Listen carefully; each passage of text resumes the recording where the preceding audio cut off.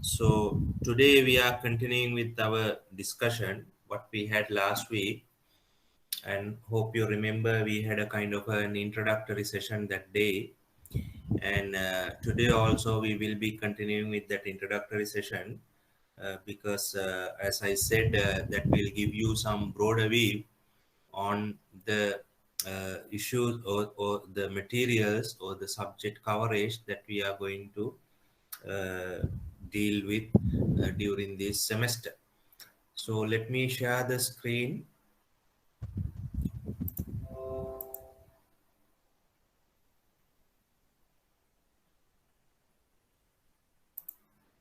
Hope you can see my slides.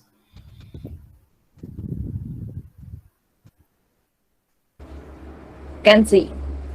Okay, thank you. So I think we stopped somewhere here about the financial system in Sri Lanka. So I told you we should have some basic idea about how Sri Lankan financial markets have evolved and what is the current status of the financial system. Uh, those things we'll have to understand at least briefly as a kind of a basis for this subject, because some of these concepts in this subject, not actually some, almost all, we will be looking at some practical examples based on the own context, based on our Sri Lankan experience. So that's why we need to understand the Sri Lankan financial system and its uh, characteristics in a reasonably detailed manner. Okay, now the financial system, if you look at the monetary or banking or whatever the economic related history in Sri Lanka, I think that uh, goes back to several centuries or even several millennia. We know, if you have read some history, if you know some history, we know Sri Lanka has been a kind of a trading nation with the East and the West in the past. Even in the era of uh, I mean, the Buddhist era, if you have read some Buddhist history, you would know uh, even that time, roughly 2,400 years ago, 500 years ago, we know people travel from Indian subcontinent to Sri Lanka for trading purposes. And if you look at some of the historical records, like written by Fahia and Hunzang, Chinese explorers, they have written on Sri Lanka and its trade. And even we see some records or historical evidence for currency and money, production of money and also usage of money. Now, if you look at the history somewhere around 5th century surrounding this Sigiriya uh, citadel, you may have seen there were some areas used for coin mintage. So when you do excavations in many archaeological sites, you find coins related to various eras and also various countries, even Chinese, Indian, uh, Arabic coins used in Sri Lanka. So all these suggest we have been operating with a monetary system that facilitates the economy. And also some of the evidence can be observed in relation to banking practices in Sri Lanka. Now, I think the best example is there is a famous encryption. I think it's called Thonigala encryption. In that encryption, we have some evidence for banking practices where people have indicated the idea of interest, lending money and charging a reasonable amount for that lend or loan. So that's basically interest. So that concept was discussed in this encryption, and also there are some other evidence that we had used this banking concept widely in our historical or kingdoms or during different rulings. So all in all, we have some evidence that we were basically a trading nation which indicated some significant economic relationships with countries, and as a result we also had a kind of a fairly developed currency and a banking system as well. But the financial system we are talking about today, we basically focus that from the recent periods, which means at least during the post-independent Sri Lanka. So Sri Lanka gained independence in 1948, and after that we have spent several decades. And during that period, our financial system has been uh, changing or evolving. Before the independence, we know during the colonial era, the Portuguese, Dutch, and English, the British periods, we know a lot of practices have been introduced in terms of usage of currency and also banking and also financial market activities. To name few examples, we know during these colonial period, coins have been issued, right? So probably you may have seen there are coins issued by these the governments, the the ruling governments during that period, indicating their country or their uh, affiliation. Likewise, now for example, a famous coin is a VOC coin, right? So there you have the emblem of the Dutch people. So likewise, we have seen some currency usage was there during the colonial period, and also they introduced the paper money to Sri Lanka. So I have seen 1 rupee note issued around 1901. So that is basically during colonial period. And we know during this colonial period, a lot of regulations have been passed in relation to financial market activity. For example, in terms of usage of money, they have used certain ordinance. In terms of issuing financial securities, they have used some ordinance. So those practices were there. And also banking practices were there. So banking was basically used as a mean of supporting the plantations, right? Colonial in the colonial period, especially in the Dutch British period, they expanded plantations in Sri Lanka, especially tea and coffee. And to support these transactions, they have established the banking practices. So there are some, good developments in relation to this financial system activity. And also, if you remember or have read about the stock market, the Colombo stock market was established way back in 1889. So, which means more than 100 years ago, under a name called Colombo Brokers Association. So, which means a kind of a stockbroking affiliation during that time. So, there are ample evidence to show that financial activities have been expanding during the colonial period. But what, as I said, we are looking here at the period after the independence, post-independence period.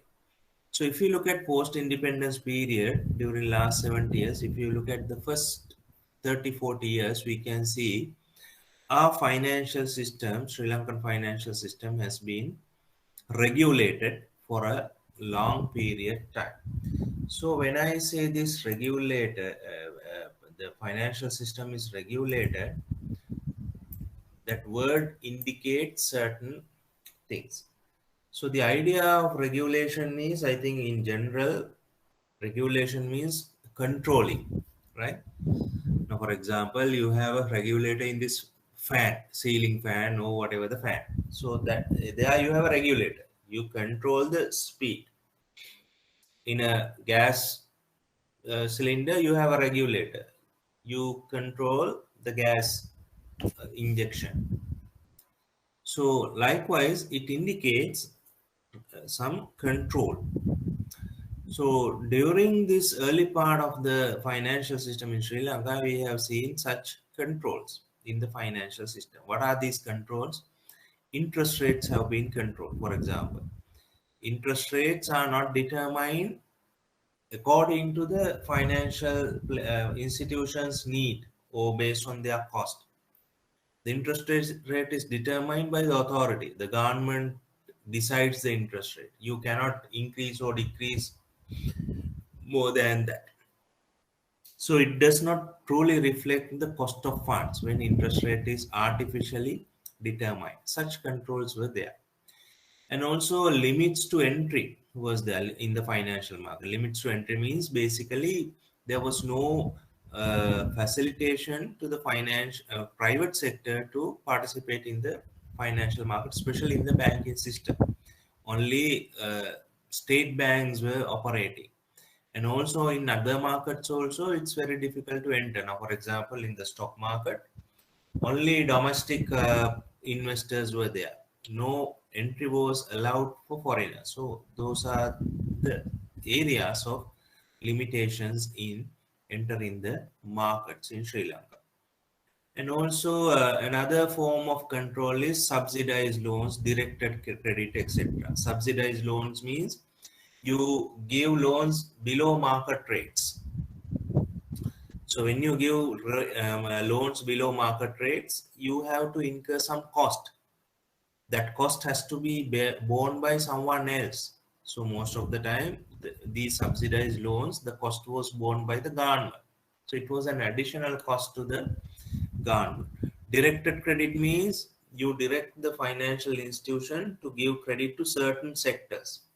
For example, agriculture, SME, whatever, right? Likewise, you give targets, the targeted areas. In a way, they have some good outcomes in targeted or directed credit, but most of the time that disrupts the business decisions of the financial institution. So those type of controls were there in many parts of the post-independence period, at least till 1970s. So that was the initial condition in post-independent Sri Lanka. In 1977, probably you may have heard, I don't know whether you are born by that time, 1977. I assume most of you have born in 1990s, or at least into 2000s, early 2000s. But if you have read or heard about this 1977, it's a kind of a remarkable year in Sri Lankan economic history. Why? The Sri Lankan economy was open into 1977. Open means till that time we have been operating with certain controls. As I said, the financial system obviously had controls. Even in the economy, there were some controls. For example, the 1970-77 government, they imposed heavy restrictions on trade. You cannot simply import goods during that time. You cannot simply take money out of the country. A lot of exchange controls were there. So a lot of regulated or controlled environment was there before 1997. Uh, but this policy was changed in that year to open up the economy. Opening up means you basically promote international trade. You allow free trade in terms of importation of goods and exportation of goods. Not only that, you allow financial flows to uh, financial flows or capital to go across or exchange across the borders, which means some opening up of the financial transactions. So this is a kind of, as I said, a remarkable year in terms of changing the financial system in Sri Lanka. So with this opening up of the financial economy, broad economic liberalization, the financial system also experienced some changes. We call them as reforms in the financial system. Reforms means you introduce some changes to the financial system. So let's look at some of these changes happened during this period. So most important thing is interest rate deregulation. Deregulation means word indicates controls on interest rates were lifted. In other words, financial institutions were allowed to determine their interest rates based on the market conditions or their cost. No one will tell you that you should give a loan at this rate. You should borrow at this stage rate. So it's a fixing. Those fixing of interest rates or controls have been removed during this period. That's what we call as deregulation. Then lifting entry barriers in the banking system. Until such time, as I said, only state banks were operating. There were some private banking type institutions, but they were not recognized as banks.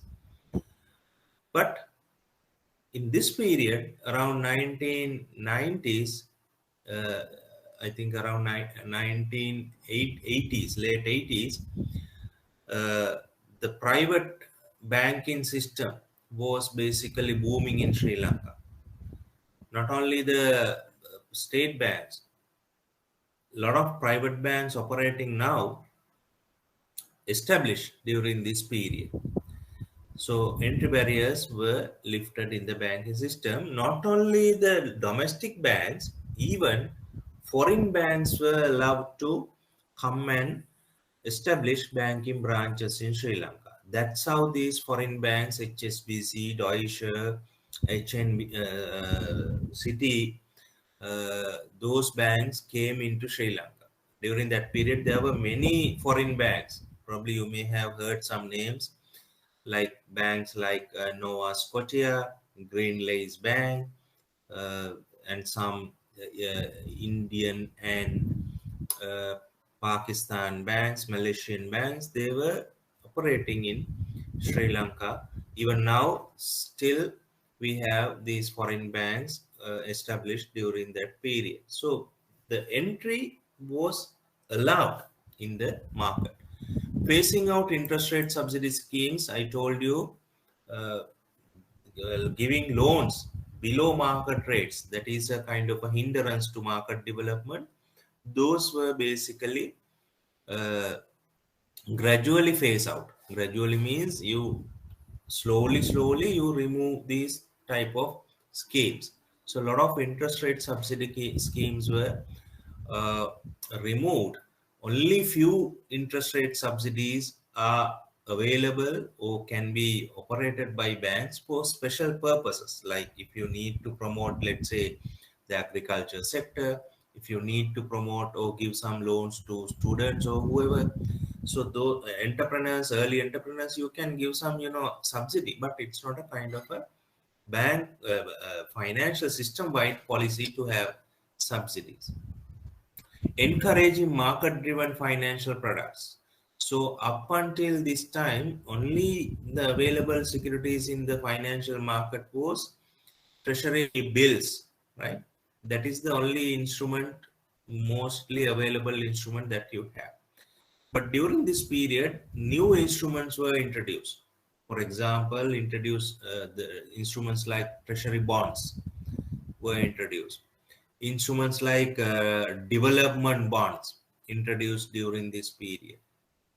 And even the treasury bills, they were allowed to be traded actively in the markets without having any restrictions. So those were promoted during this period. And even the derivative markets were basically the derivative markets emerged during this period, even though we don't have a very good or very deep derivative market. Stock market liberalization. I told you stock market has been operating in Sri Lanka more than 100 years, but it's only a very narrow domestic market. But in 1990, the stock market was liberalized in the sense the foreigners can come and invest in the stock market. They can basically buy shares in domestic companies and they can earn profits based on their shareholding. They can take such profits back into their countries. You call it repatriation. So those were allowed since 1990s. Now even today, you know, the stock market is driven by the foreigners. Their participation is very significant. Not only that, even today we have a new financial instruments introduced in our markets. For example, international sovereign bonds. Those are some foreign financial securities that we have introduced. So those are some developments. Strengthening the regulatory framework. Regulatory framework means the financial system comes with certain rules and regulation. The financial market you cannot perform on your own, right? It's a regulated market because people deal with money or deal in money. So when you have money involved, that money is basically collected or belong to the general public, right? So you have to ensure that money is secure and safe. So in order to ensure that safety, there are a lot of regulations. So regulations were basically strengthened, streamlined during this period. Strengthened means if there are no regulations for certain areas, you introduce and you strengthen the available framework. Streamline means you remove some unnecessary regulations to facilitate the market. So all in all, since 1950s to date, 2021, we see our financial market has been evolved from a regulated period to deregulated environment, which means from early stage of financial market to a certain development, a certain improved market to a certain extent. So academically, some people call this regulated period, we had financial repression. Some people use this term in academic articles.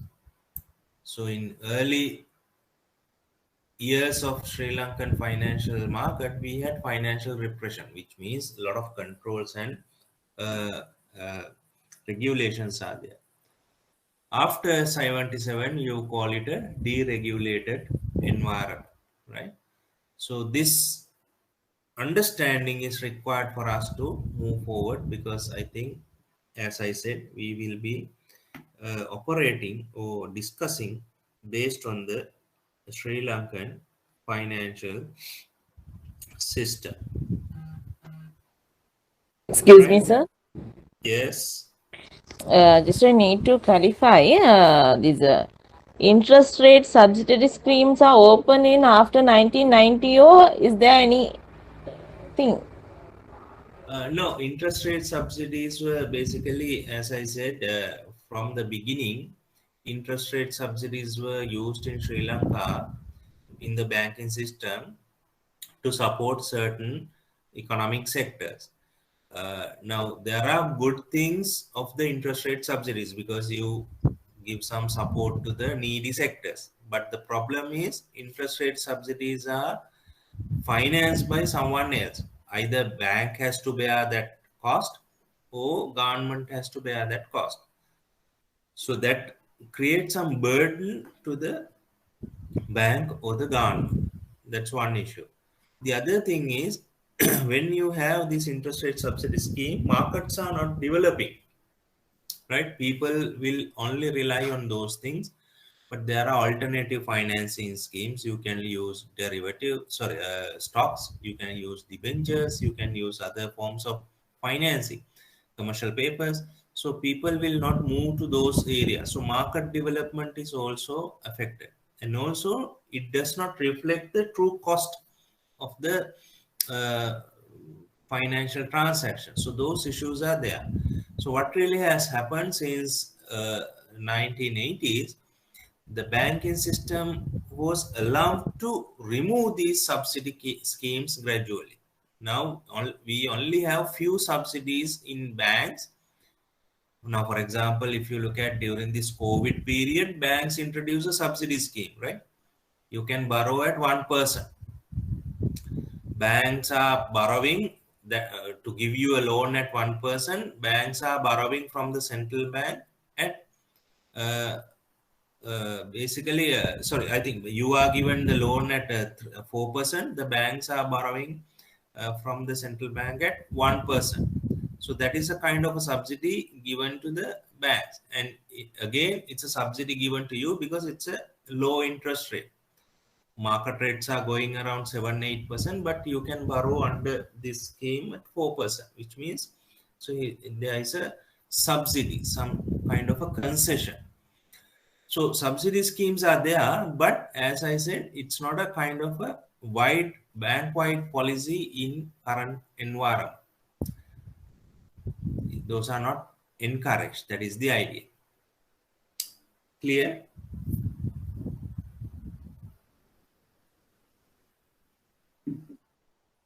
Thank you, Okay. sir. So let's move on. Now with that, let's look at the financial system. What is the structure of a financial system? Now this structure will be the basis for our discussion for next few months. What we will do, we will look in at this structure and its components in a detailed manner. So if you take a financial system, what do we have in the financial system? So if this is the universe of the financial system, there are various components. What do we have? We have regulatory authorities, right? Now the central bank is a regulator.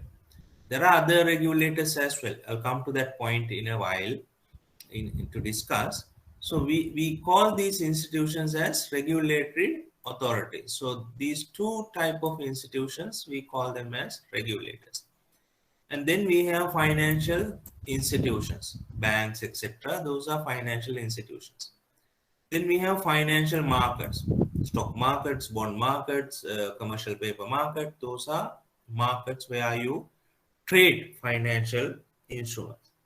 To trade financial in the financial markets, you have to have instruments. Could be a deposit, could be a bond, could be a share, could be any other form derivative. Those are financial instruments used in these markets. And to facilitate all these, you should have some infrastructure, financial infrastructure. What do you mean by financial infrastructure? There are some payment systems, settlement systems, fund transferring systems, money, different forms of money. Those are there as financial infrastructure. So those are the key components. Now, recently, not, I mean, many years back, we have introduced, or the financial market analyst introduced another important concept, financial safety nets. Traditionally, this was not there as a component as a financial system, component in the financial system. But especially after global financial crisis, we focus on these financial safety nets as well. Safety nets means some kind of mechanism to protect the financial system. I'll come back to those things in a detailed manner in the following slide. So let's start with the regulatory authorities. Now, regulatory authorities, what they do, they regulate the financial services or industry, including market firms, etc., based on specific regulations. Regulations means these are rules, right? Instructions, directions, could be laws, whatever. Using all these, the regulatory authority gives some specific guideline to the financial market. So financial market or the system has to operate within these guidelines or regulations. That is the idea. Why the financial market is basically regulated? Why it is important? Now, if you look at the economy, financial sector or the system is the most regulated sector compared to any other sector. The external sector, import exports, not that regulated, right? But goods and services, transactions, not that regulated. But if you look at the financial sector, the transactions are mostly regulated, or the industry is regulated. Why is that, and why it is important?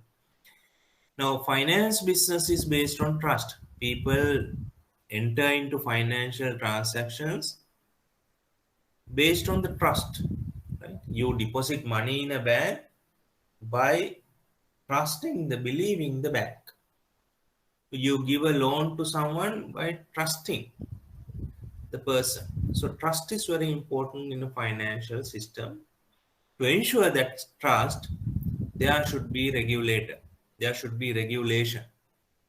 Then people would know in the case of a failure of the financial transaction, there will be someone to look after. There will be someone to intermediate, to give a solution. Right? So that trust is really important, and as a result, the regulators are there.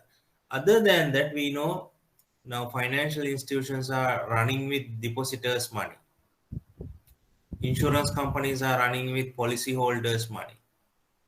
Market borrowers are running with the investors' money. Likewise, a lot of people inject money in the financial system. Remember those surplus units, and their money has to be secured. Also, financial system is the backbone of the economy. I told you, without the financial system, economy cannot run. So as a result, you have to ensure the safety of the financial system. Financial system has high risk, right? The most riskiest business is the finance business. So when you observe risk, when people undertake risk, you have to ensure that financial system is sound and safe. For that matter, you have to have regulation.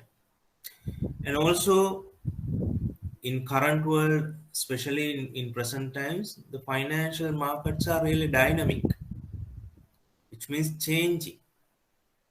And they are very much exposed to international markets, international environment.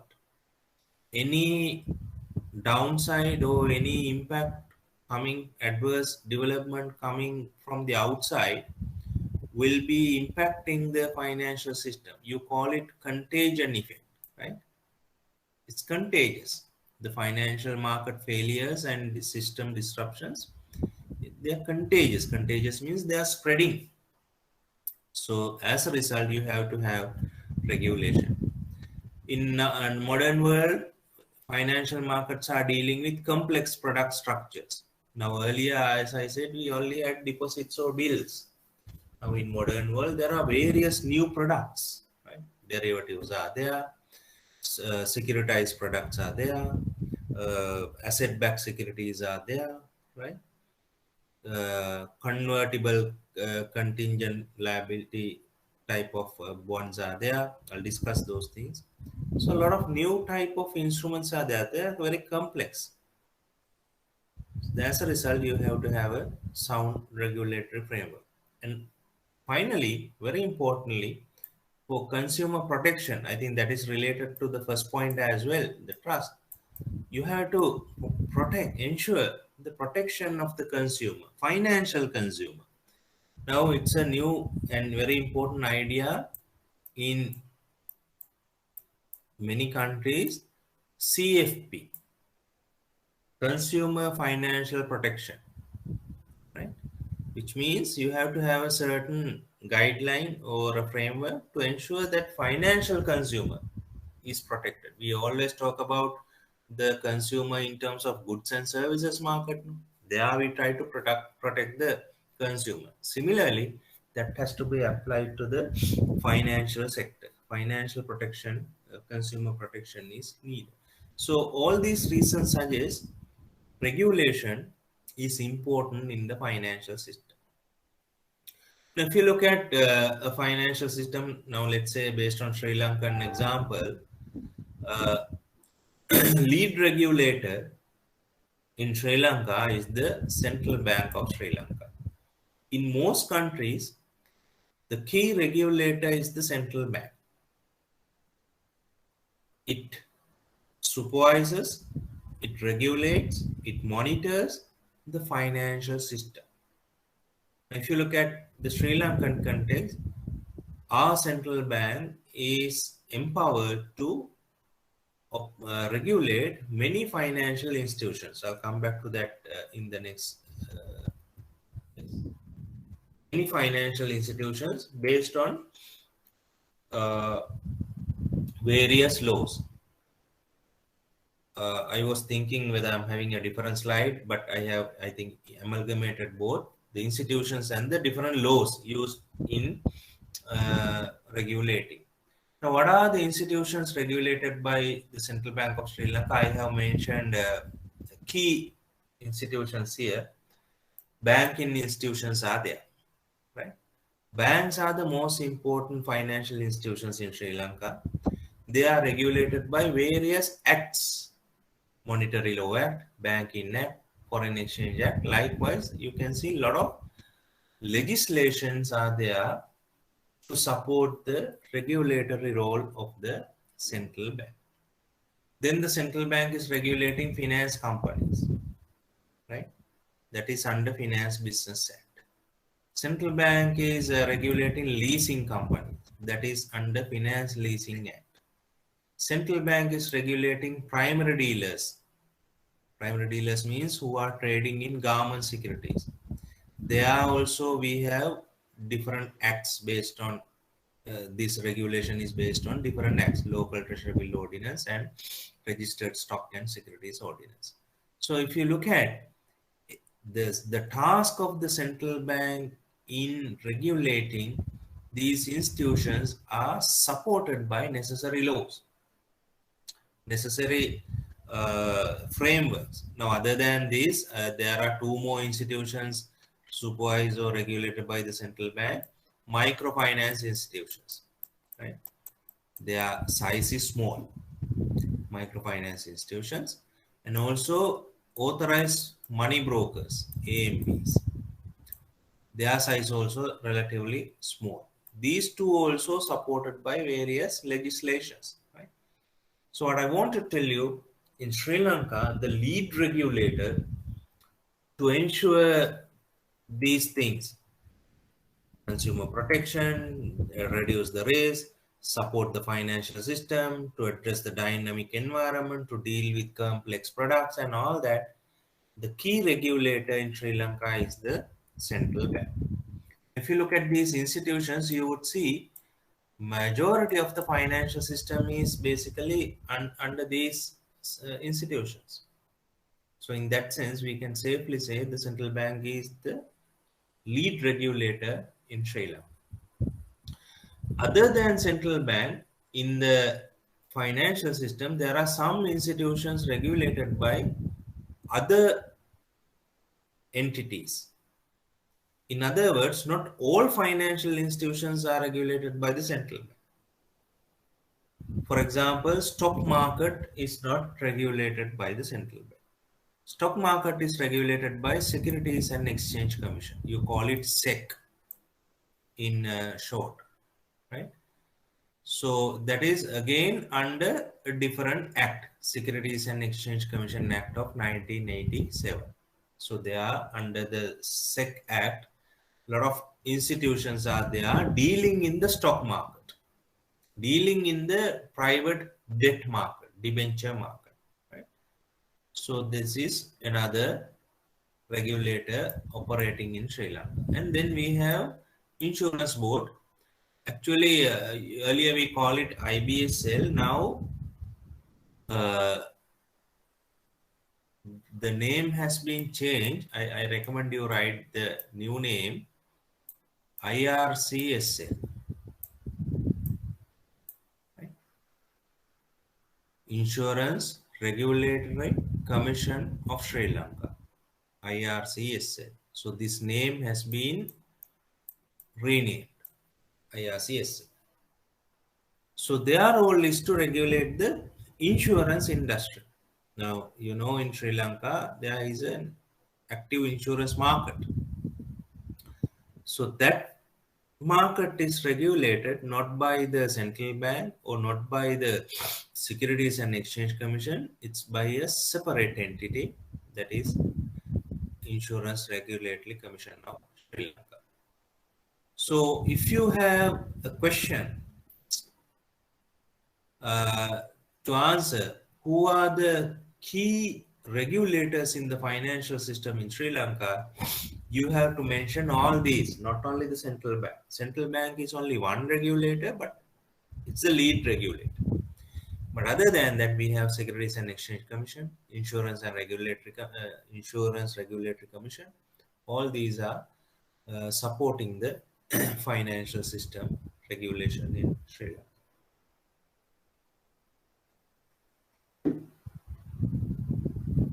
Then we have financial institutions. Now, financial institution, I have defined it here very briefly. It's a firm engaged in businesses to deal with financial and monetary transactions, such as, you know, deposit taking, loans providing, investments, currency exchanging, etc., etc. So this entity is basically supporting the financial transactions in the economy. Now, financial institutions can easily be divided into two types, right? Based on their business, the nature of business, you can identify two types of financial institutions. First, financial intermediaries. They are supporting financial transactions as a middleman. For example, if you take a bank is a financial intermediary because it comes as a middleman to facilitate a transaction. Then we have financial service providers. They are not directly involved in a transaction, but they provide service. Now, for example, a credit card company. Credit card company does not, intermediate any transaction. They are just providing the platform for the transaction. So, Is a financial service providers, financial intermediaries and financial service providers. Okay. So those are the two types, and we will be discussing these things in detailed manner. I think we have two sessions on the financial institutions. Now, if you look at the list of financial institutions available in a system, you can understand a broad range of financial institutions. I have listed here, starting from the central bank. Central bank is also a financial institution. It's a regulator as well as a financial institution. So starting from the central bank, if you look at this list, we have a large number of institutions. Banks are there, finance companies are there, leasing companies are there, primary dealers are there, money brokers, securities firms, insurance companies, pension funds, unit trust, venture capital companies, microfinance institutions. A lot of institutions are there. Okay. So we have to discuss all these institutions in detail, man. That is the sad side of the story. We have to cover all these institutions adequately in our discussion going forward. So this is the structure of financial institutions in Sri Lanka, right? In Sri Lanka, we can divide financial institutions under four major uh, categories. Now, here I mentioned to you, we can broadly divide financial institutions as financial intermediaries and service providers, right? That is, conceptually, you can divide them into those two. But for our purposes in Sri Lanka, we have to categorize financial institutions according to their business, right? So we have identified four areas: banking sector, other deposit taking institutions, specialized financial institutions, contractual savings institutions. So these are the four major areas. Now, if you look at table, this table is directly from the Central Bank of Sri Lanka annual report, chapter 8. I told you chapter 8 is important for us. So there you will see these broad categories: banking sector, other deposit taking institutions, specialized financial institutions, contractual savings institutions. So we have given numbers in terms of rupees billion. These are assets, right? Total assets of the financial system. Out of total assets, the asset size of each category and the institution is given. Then we have the share of this institution in the total financial institution. Now, since we would like to have some interaction all the time, I really invite you to look at this table for a while carefully and to come up with your observations about the financial uh, system in Sri Lanka.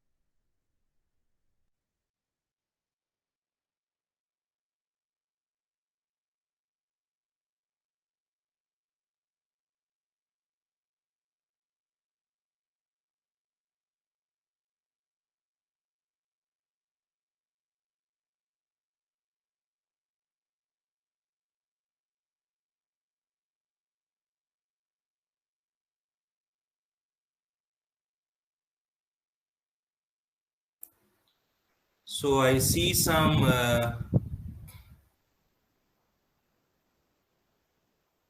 responses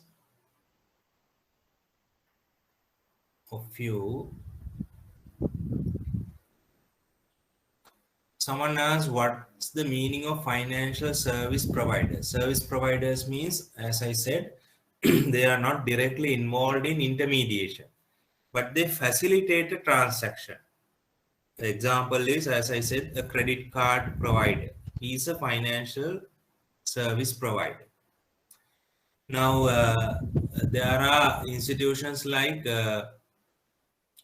helping to do fund transferring, right? They are not intermediating the transaction, but provide you a platform to do the transaction. Okay? Clear? Sir, Lanka Clear system also comes under this section? Yes, it's a financial service provider. because they facilitate check transactions. Okay, so I see some discussions going on. I mean, among yourselves, you have clarified things, which is very good, and I see some of you have taken my points very clearly. That's encouraging and interesting, right? Great. So, shall we go back to our table and have a discussion? Without typing on the chat, if you can, express your views, that would be helpful because I can't see the chat when I open the slide. So, what are the key observations of these financial institutions in Sri Lanka?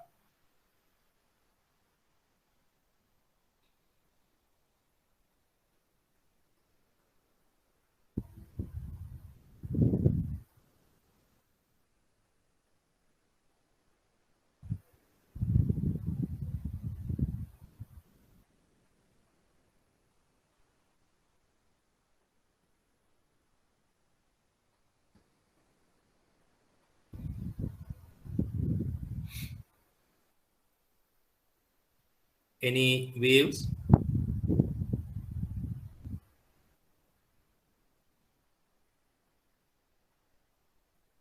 So can you repeat again the question, please? I'm just asking.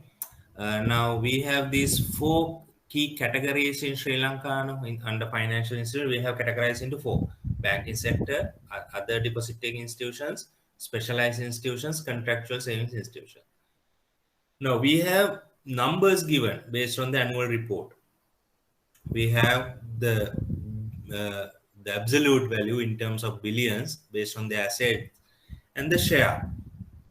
Based on that, what are your observations? Now, if you are given this table to analyze the financial system in Sri Lanka, what do you observe?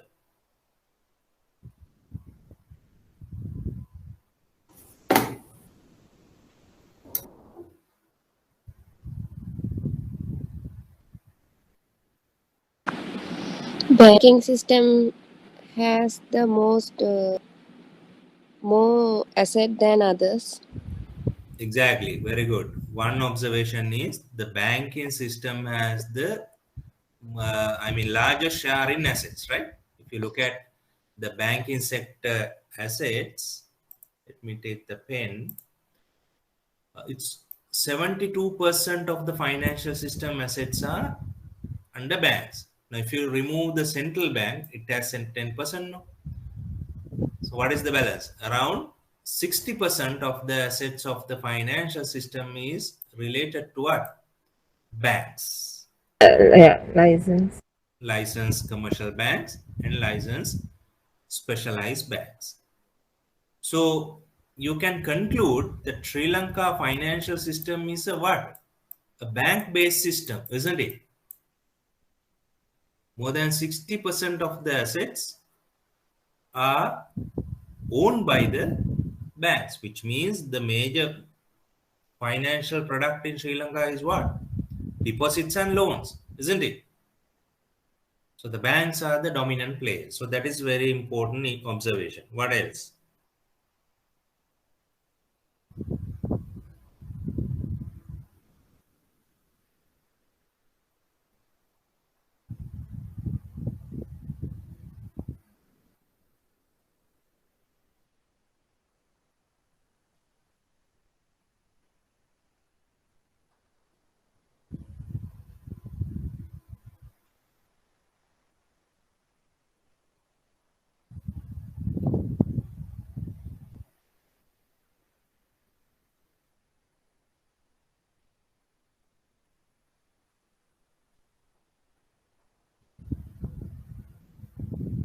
Any other waves?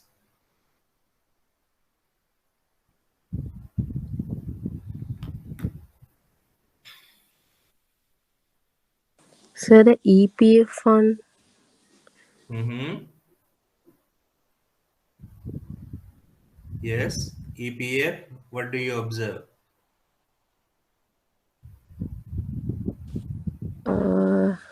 major role in Okay.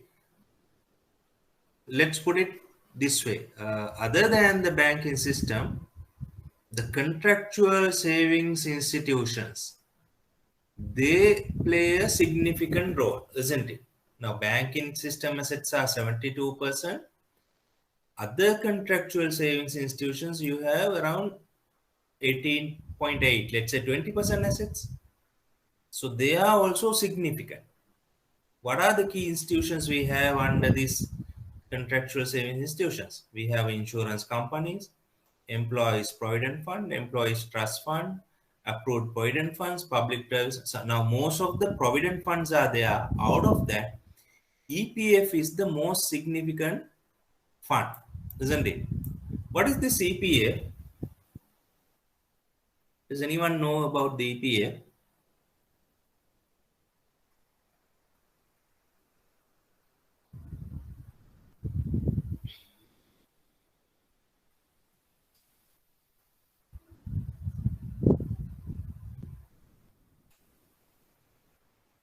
Any idea?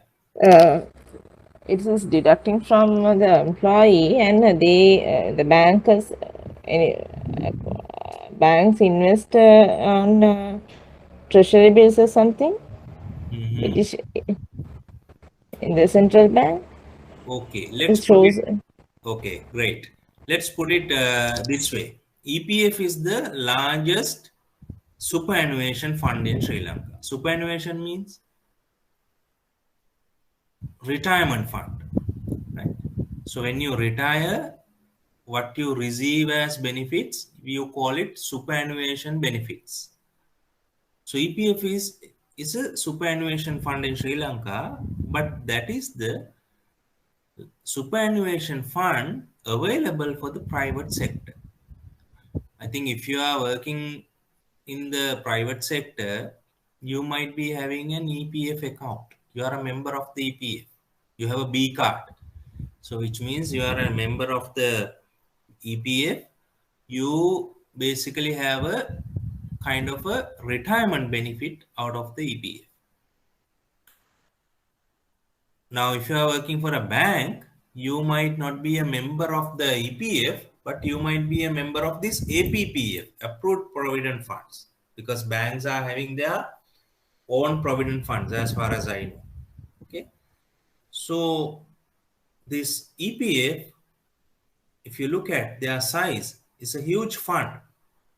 Their fund asset side is around 2.5 trillion, a huge amount of money.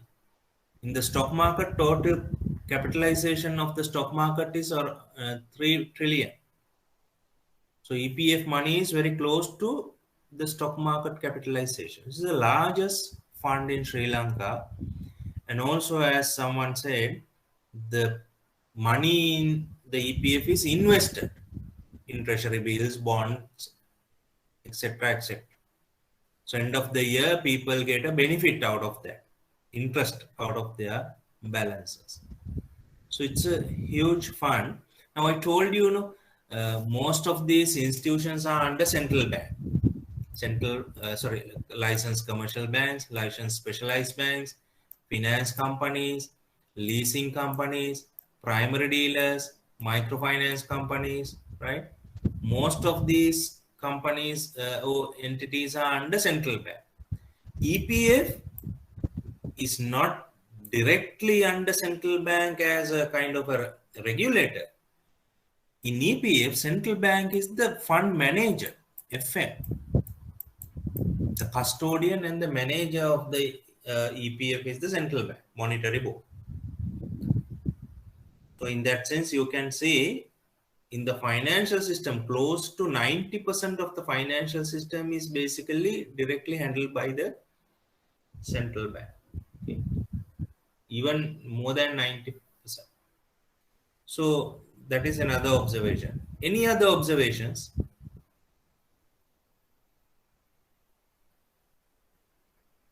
Now I told you banks are the dominant players. Out of the banks, who are the most important category? Finance leasing companies. No, I mean out of the banks, LCP. which category is the most significant? LCB, which means licensed commercial banks. Now in Sri Lanka, we know there are 20 plus commercial banks. So they are the leading institutions in the economy, the banks. That's why we always worry about the bank system. We should have a very strong condition, status of the banking system. Otherwise, the entire financial system will be at a risk. Now, someone mentioned about the finance companies. What is your observation? Someone was talking about this.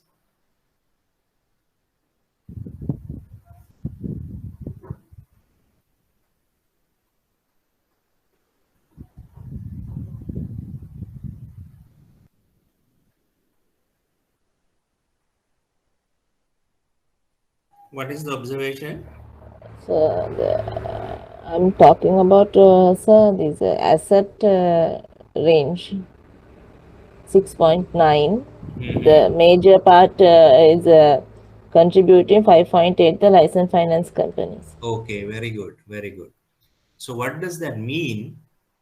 As you clearly observed, in Sri Lanka, in terms of deposit taking, other than the banks, among non-bank institutions, finance companies are the most important category, right? So deposit taking can be done by two types of institutions in the economy. Banks can take deposits, non-banks can take deposits. Banks are very clear, no? Commercial banks and specialized banks. Central bank does not take any deposits from the public. Non-banks are, who are the non-banks? These other deposit taking institutions are the non-banks. We have three types: finance companies, rural banks, cooperative societies. All these can accept deposits. Okay? But out of these other deposit taking institutions, finance companies are playing a big role. As you said, 5.8, close to 6% of the assets are owned by these finance companies. And I think you are aware they are serving in the economy to a great extent, and also to a large share of the population, right? A lot of people, they have interactions, they have transactions with the finance companies. And on the other hand, in Sri Lanka, most problematic sector is also the finance companies. As you have seen, a lot of issues are there in finance companies. There are governance issues are there, fund management, asset liability management issues are there, right? But still, they play a big role, and central bank is trying very hard to manage this sector without having any major issue. And also, central bank is basically facilitating for them to manage their institutions well, right? Good observation. What about this third category, specialized financial institutions? What can you say about that?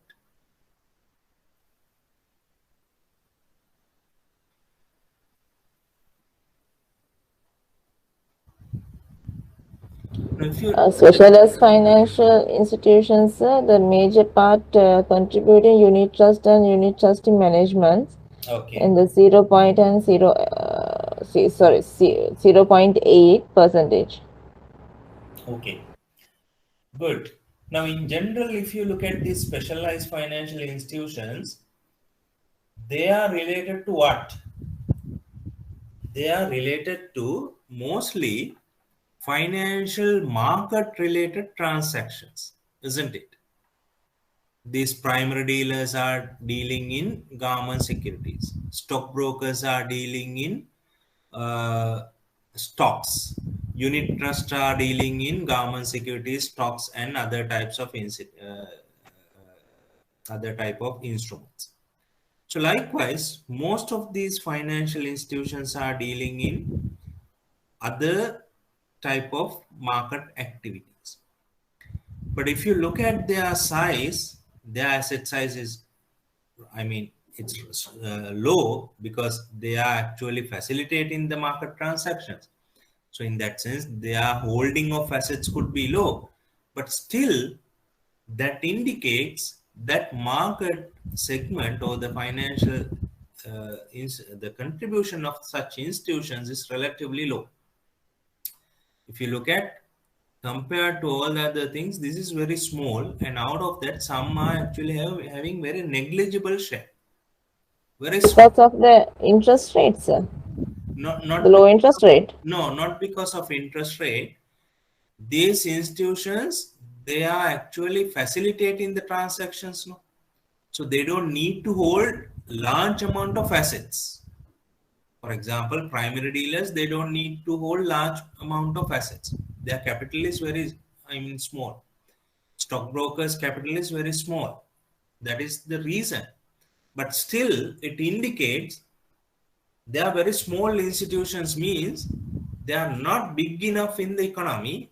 In other words, the financial market activities are relatively low compared to the banking system. Clear?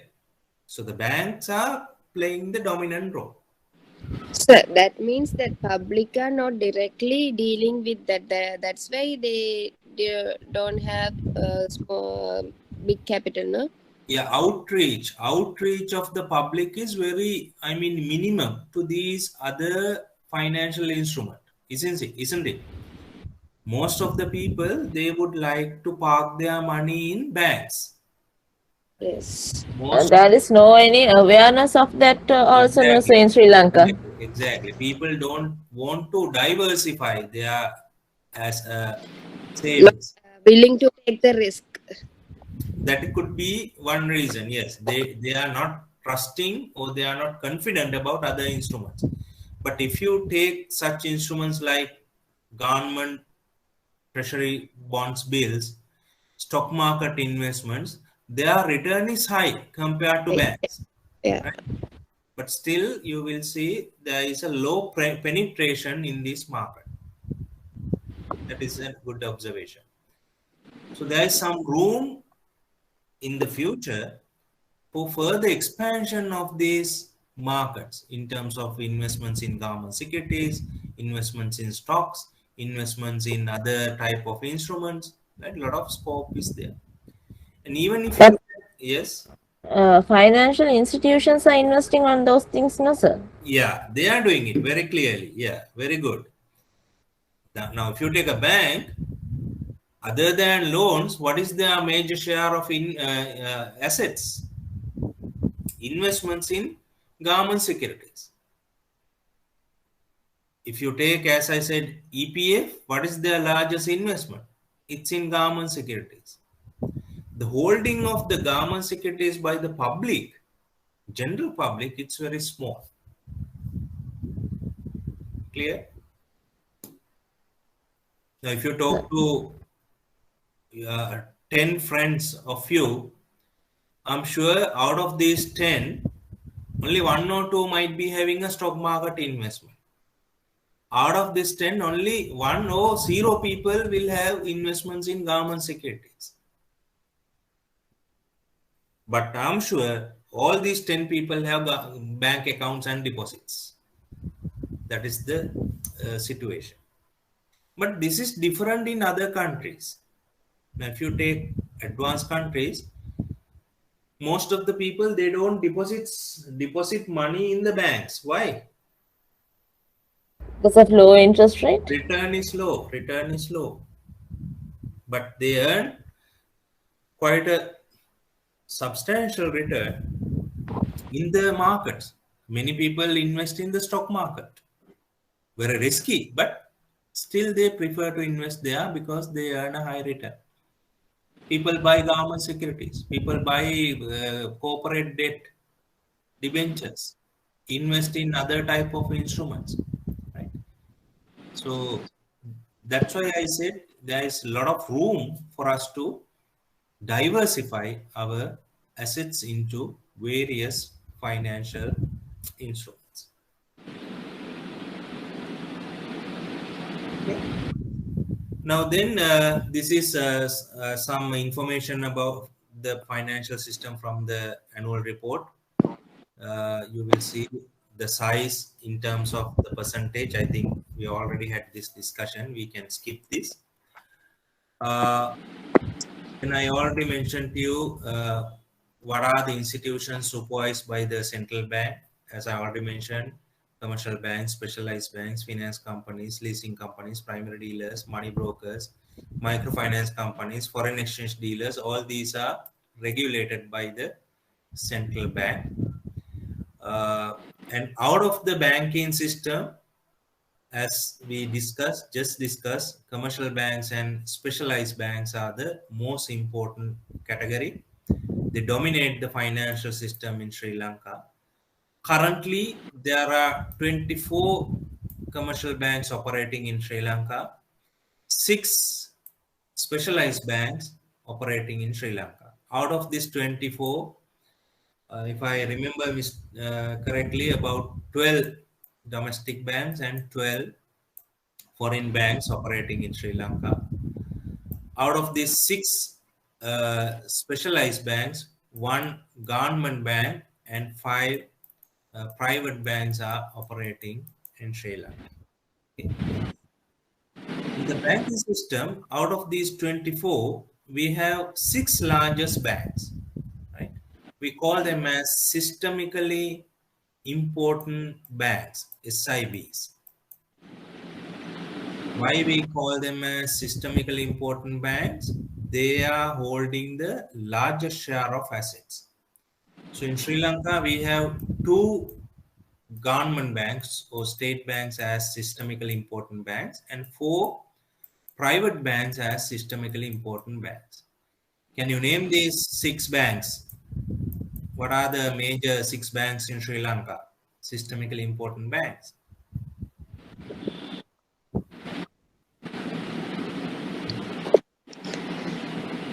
Bank of Ceylon, Bank of Ceylon. NSB are the 2 government bank. We don't take NSB here as a systemically important bank because I mentioned largest commercial banks actually. Okay, it's a service Commercial bank, Yeah, I commercial think bank, commercial bank, yes. HNB, HNB. P- P- Okay, first let's finish government banks. One already mentioned, Bank of Ceylon. What is the other one? People's People's Bank, People's Bank. Yeah, exactly. So those are the 2 largest banks in Sri Lanka. Out of these 2, the Bank of Ceylon is the largest bank in Sri Lanka, right? Then what are the 4 important banks, private banks? 2 already commercial, mentioned, commercial bank and HNB. What are the other 2? Sampat Bank. Sampat Bank. One more.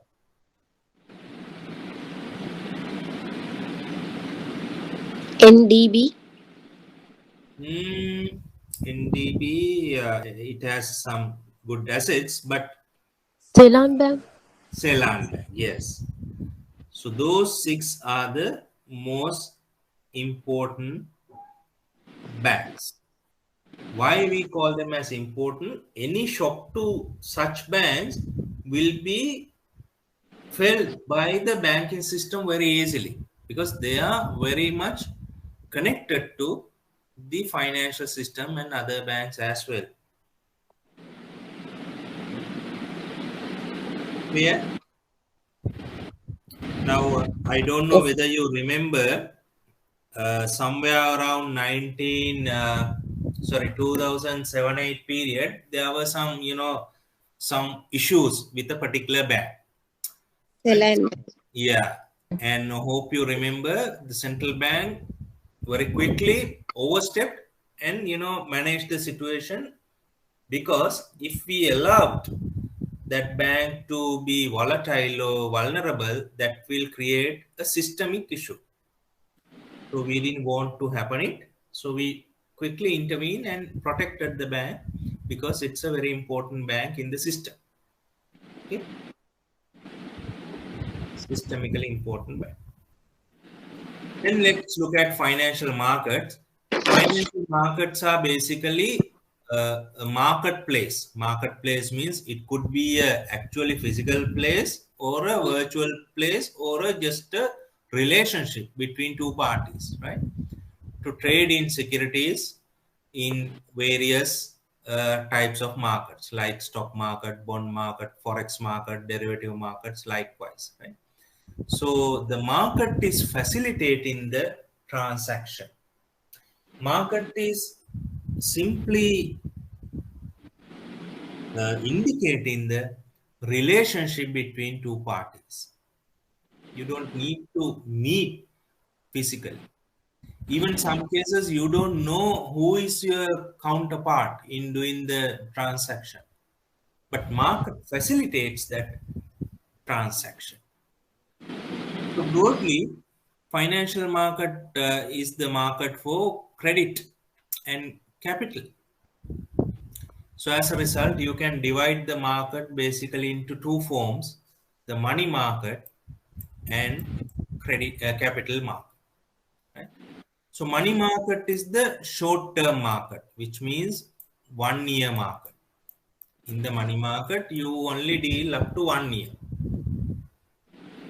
So treasury bill transaction is a 1 year market because it's the maturity is maximum 1 year. So it's a money market transaction. Capital market is 1 plus 20 years. Long-term market. Some instruments are there for 5 years. Some instruments 10 years. Some instruments 30 years.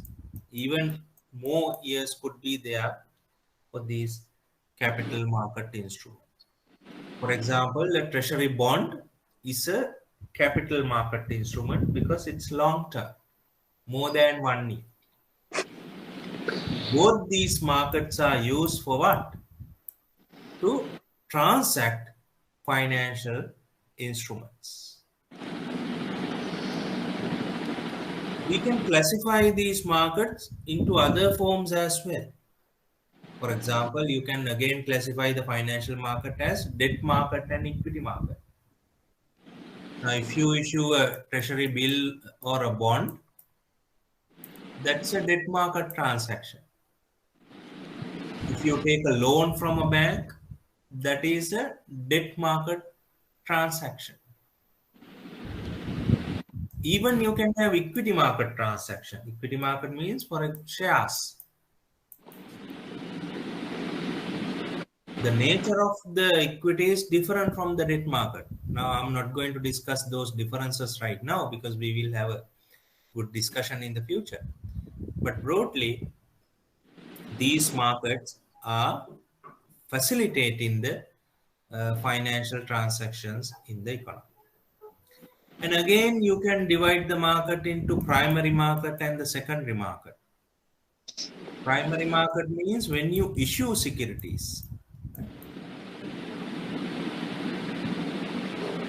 For example, if you issue a treasury bond for the first time, that is primary market. If you issue shares for the first time, that is primary market.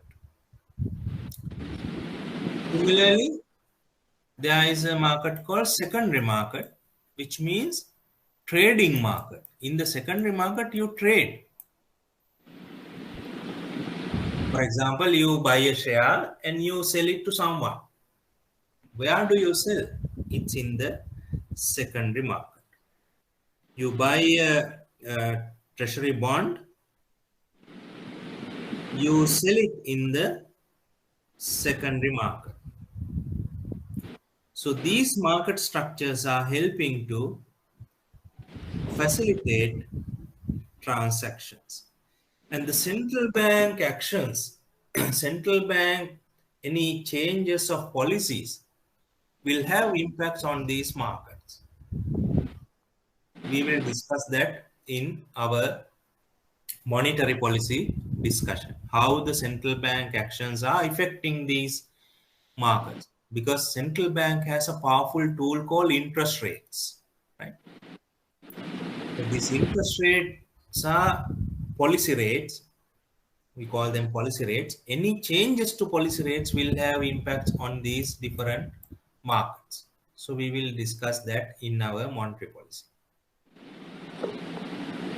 So here I have given you some examples for Sri Lankan markets. If you look at the Sri Lankan financial market, we can broadly classify them into 5 categories.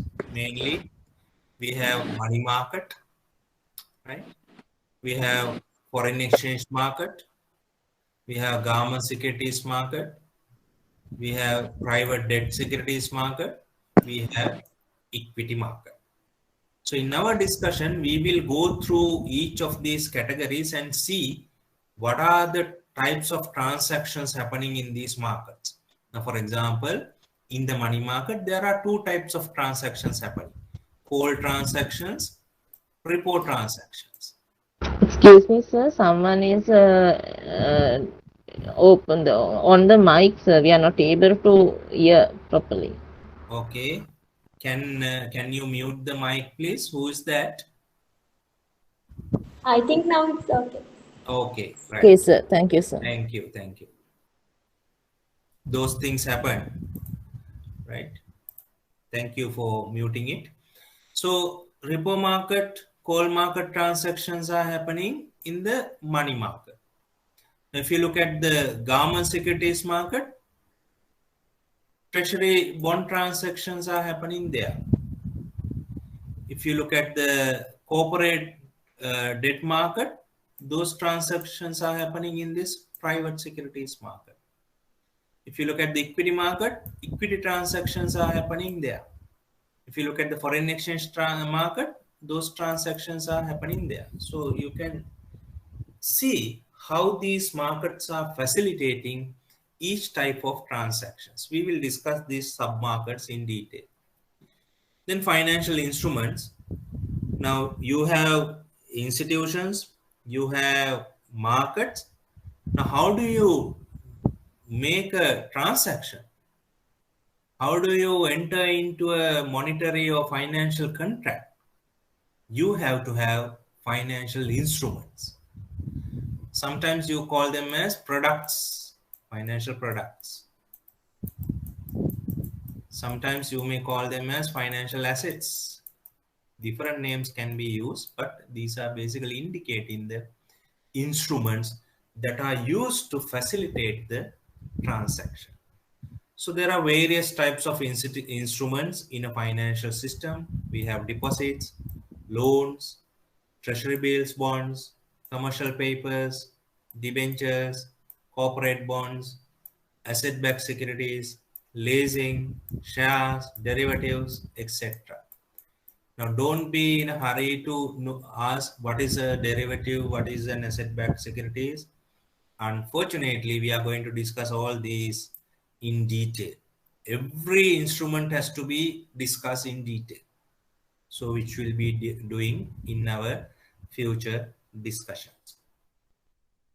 Then we have financial infrastructure in the financial system. I already mentioned to you, the financial infrastructure supports the transaction to become a reality. You have institutions, you have markets, you have instruments. How do you realize a transaction? You have to have infrastructure. So these infrastructure can be defined as rules, procedures, supportive technical facilities to implement a transaction.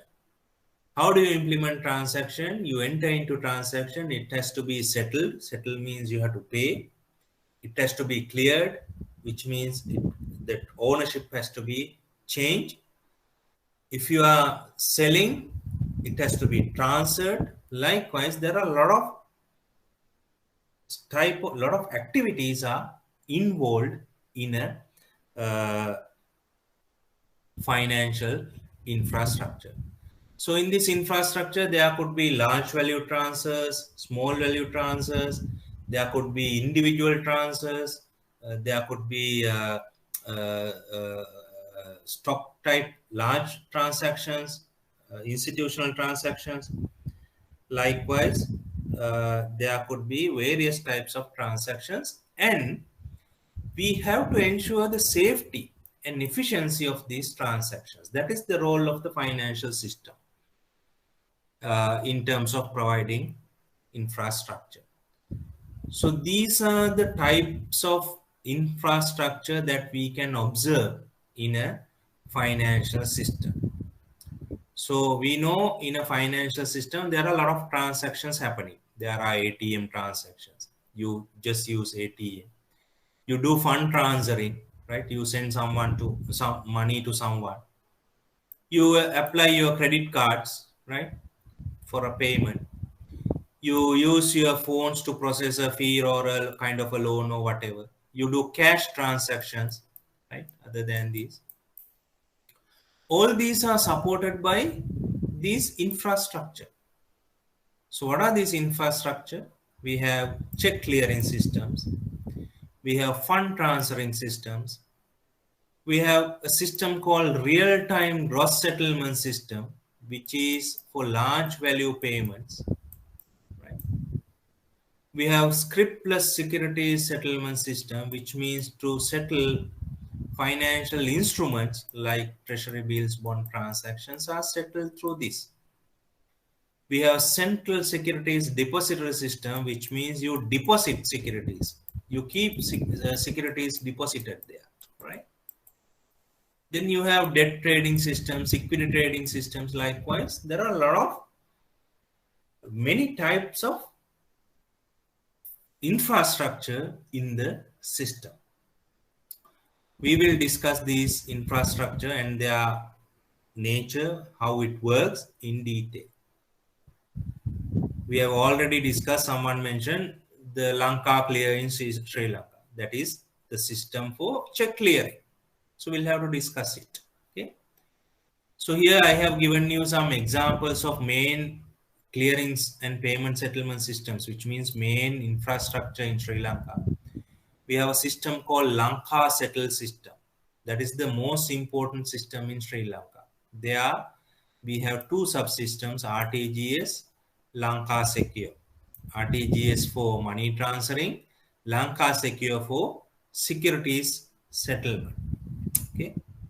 We have interbank payment system for small value transaction. Now, for example, if you are working somewhere, how do you get your salary?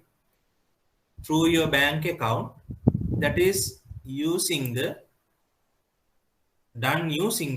slip system, Sri Lanka interbank payment system. You give a check to someone and that check is basically realized on the following day. How do you do it? Through the CIT system, check imaging and truncation system, provided by the Lanka Clear system. So these systems we have to understand, and we should know how it works and what is their significance. The last component of the financial system is actually the safety nets. I told you safety nets are important in the financial system because it gives some protection framework to the financial system. Protection means what? Now, I hope you have seen these circus arenas, right? In circus arenas, people perform in air, they do circus, and underneath you have a large net. What is that net? If someone falls from the circus arena, he will be protected by that net. Similarly, in a financial system, you have a safety net. Why? To ensure the stability in the financial system. Without having any failure, to protect the financial system, you have these safety nets. So these safety nets can be categorized under various areas. Finance, bank regulation and supervision is one of the safety net. Deposit insurance schemes are there. Those are safety nets.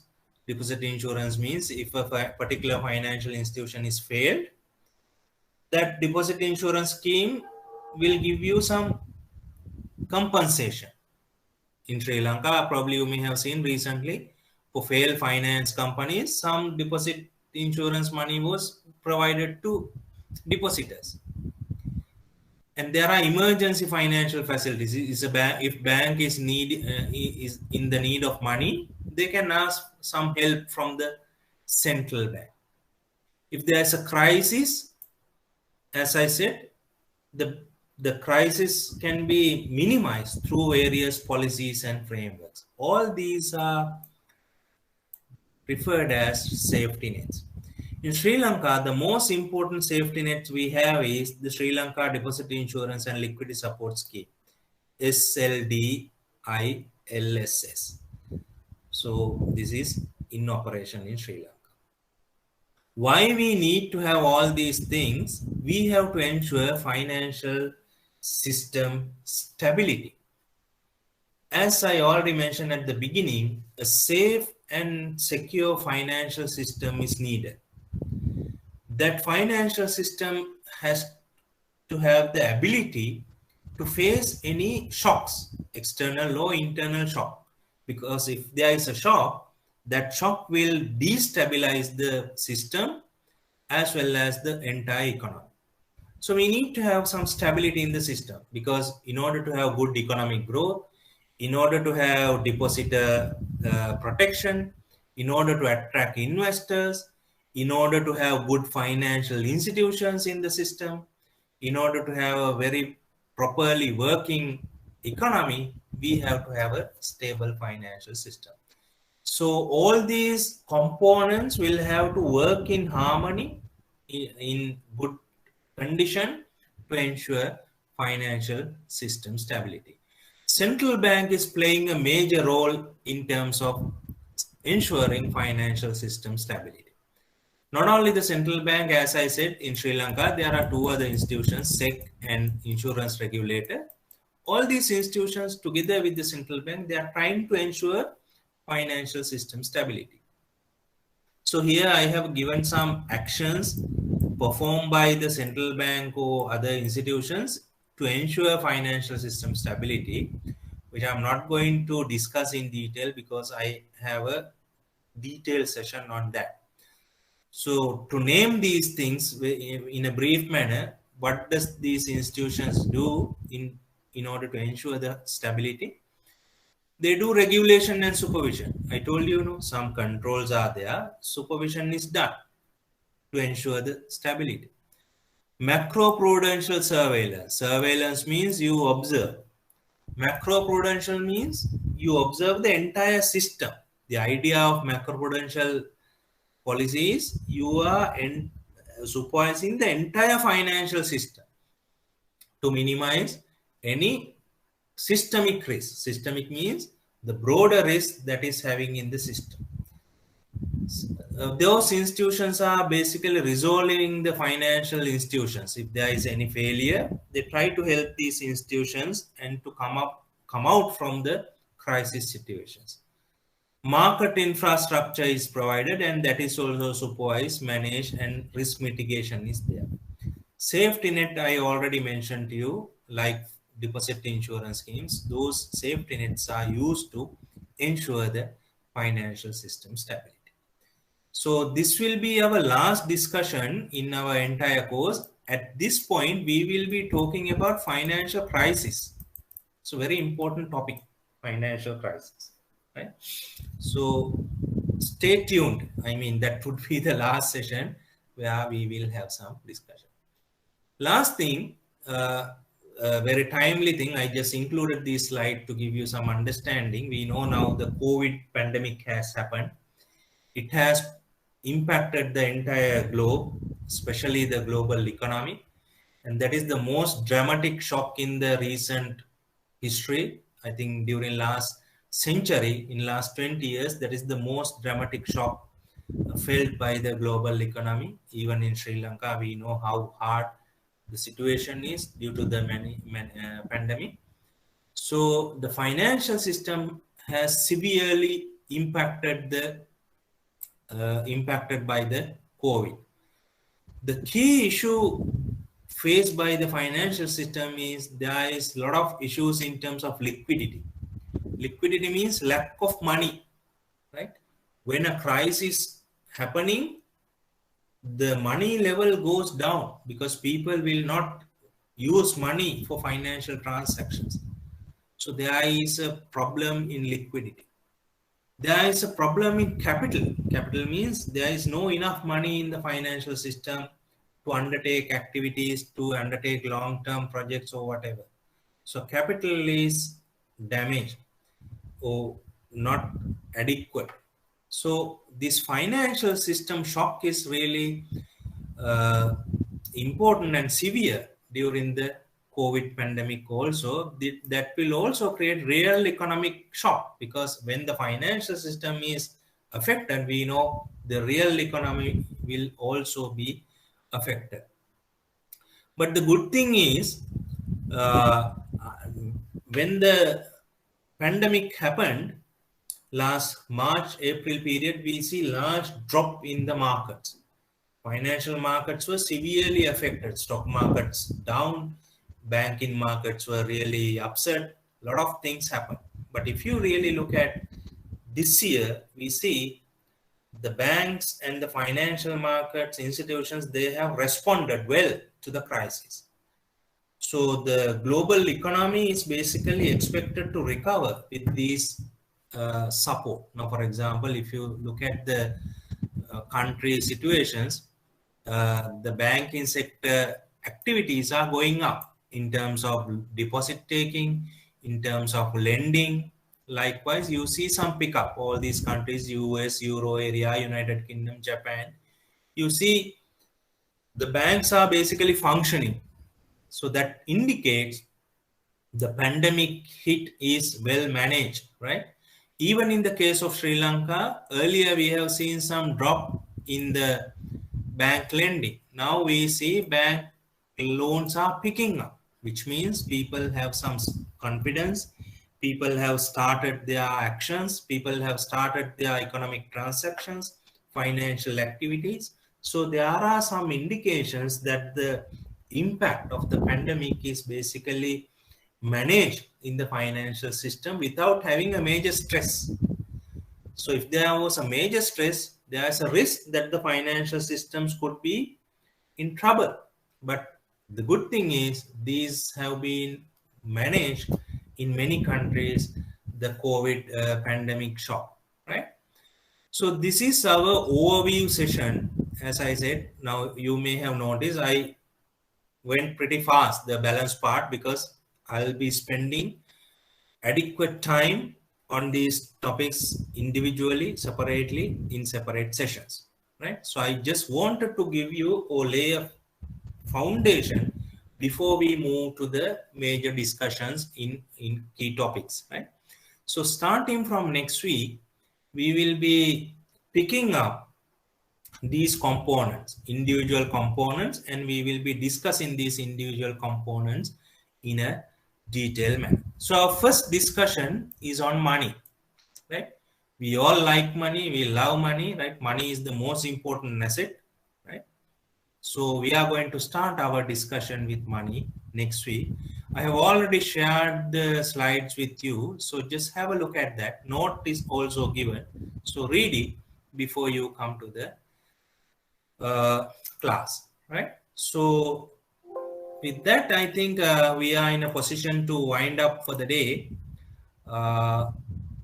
And with that, I think we can, as I said, wind up and also start the discussion next week. So before we conclude, do we have any thing to be clarified? Any question? I think I like the discussion today. Most of you have contributed, and that is needed, and that makes us, the class very effective, very and very interactive, right? Thank you, sir.